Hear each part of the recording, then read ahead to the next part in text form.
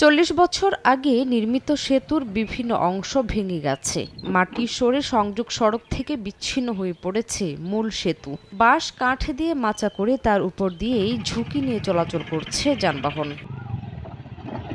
খাগড়াছড়ি সদরের সঙ্গে মহালছড়ি উপজেলার মোবাছড়ি ইউনিয়নে প্রায় ৩০টি গ্রামের মানুষের যোগাযোগের একমাত্র ভরসা জরাজীর্ণ সেতুটি। এছাড়া রাঙামাটির নানিয়ারচর উপজেলার করলাছড়ি, সাবেকখং সহ আশপাশের গ্রামের মানুষের চলাচলেরও মাধ্যম এটি। তবে জরাজীর্ণ সেতুটির দুই পাশের সংযোগ সড়কের মাটি সরে গিয়ে কোনো মতে দাঁড়িয়ে আছে। প্রায় এক যুগ আগে ব্যবহার অনুপযোগী সেতুটি স্থানীয় লোকজন নিজ উদ্যোগে বাঁশ ও কাঠ দিয়ে মেরামত করে চলাচল করে আসছে, যা অত্যন্ত ঝুঁকিপূর্ণ।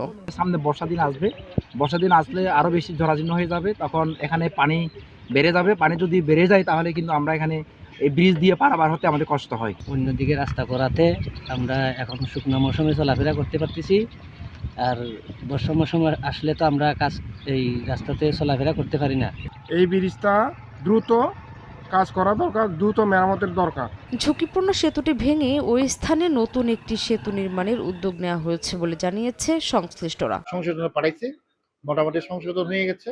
আশা করি আমরা কয়েকদিনের মধ্যে এটা পেয়ে যাব। পেয়ে গেলে আমরা বর্ষা মৌসুমের আগে এটা কাজটা শুরু করতে পারবো।